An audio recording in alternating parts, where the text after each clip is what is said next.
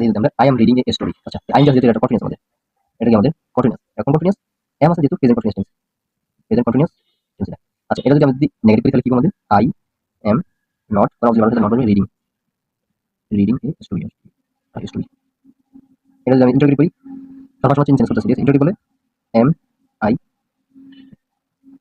Reading a story, এটা হচ্ছে negative, এটা হচ্ছে ইন্টারগ্রেটিভ।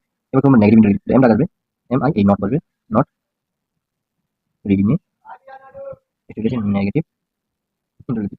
সেটা কি বলে যদি আমরা ইম্পার্ট করি তাহলে রিডিং হবে না, রিড, রিড এ স্টোরি, কারণ প্রেজেন্ট হয়, রিড এ স্টোরি, এটা হচ্ছে আমাদের ইম্পারেটিভ। আচ্ছা এটা যদি ডব্লিউ স্টোরি তাহলে কি বলবো, এই ডব্লিউ সহ আমরা করলাম তাহলে কি who am I reading a story, W story.